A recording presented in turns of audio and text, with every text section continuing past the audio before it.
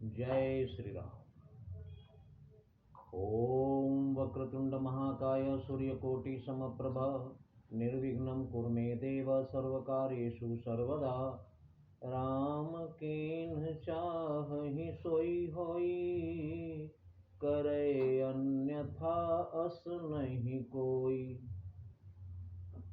भगवान श्री राम और लक्ष्मण जी गुरु जी की सेवा करने के बाद रात को विश्राम किए। सुबह को धनुष यज्ञ में रंगभूमि में जाना था, निमंत्रण आया और रंगभूमि में गुरु विश्वामित्र के साथ राम और लक्ष्मण जी जब प्रवेश किए, जैसे ही रंगभूमि में आगमन हुआ प्रभु श्री राम और लक्ष्मण जी का, उस समय सबने देखा, दोनों भाइयों को। अलग अलग लोगों ने अलग अलग नजरिए से देखा। तो जिनकी रही भावना जैसी, प्रभु मूर्ति तिन देखी तैसी। जिसकी जैसी भावना रही, भगवान उसको उसी रूप में नजर आए।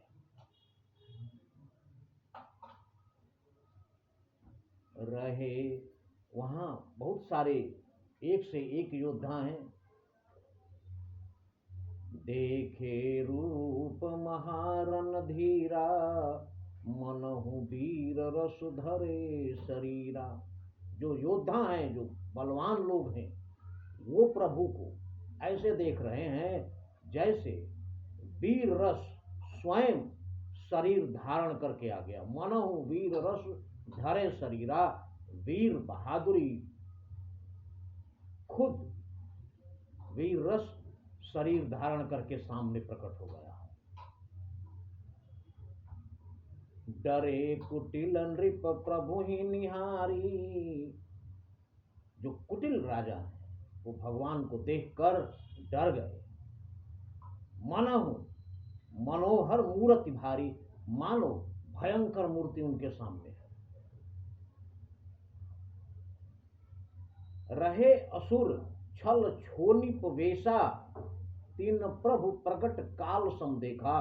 कुछ राक्षस वेश बदलकर मनुष्य रूप धारण करके उस स्वयंवर में आकर बैठे थे, धोखे से छिपकर। उन राक्षसों ने प्रभु को अपने काल जैसा देखा। उनको लगा कि प्रकट रूप में हमारा काल सामने है। उसी में कुछ लोग प्यार से भगवान को देख रहे हैं। पुरवासिन देखे दो भाई, नरभूषण लोचन सुखदाई। पूर्ववासी जो नगरवासी हैं, वो दोनों भाइयों को इस भावना से देख रहे हैं कि नरभूषण मनुष्य जाति के भूषण हैं, गहने हैं,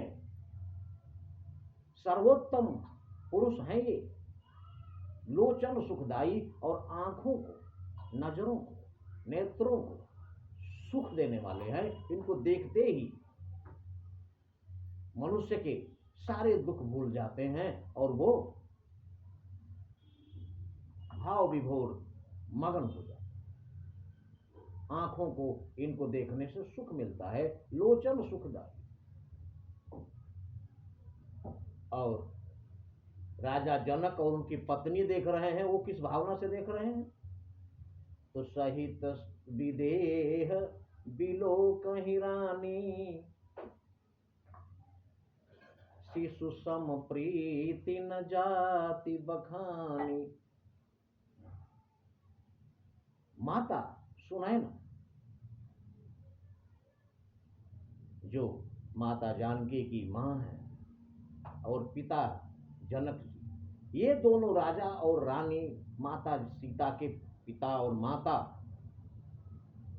भगवान श्री राम को जब देख रहे हैं तो इस भावना से देख रहे हैं कि हमारा ही बच्चा है और इसको इस तरह प्रेम करें।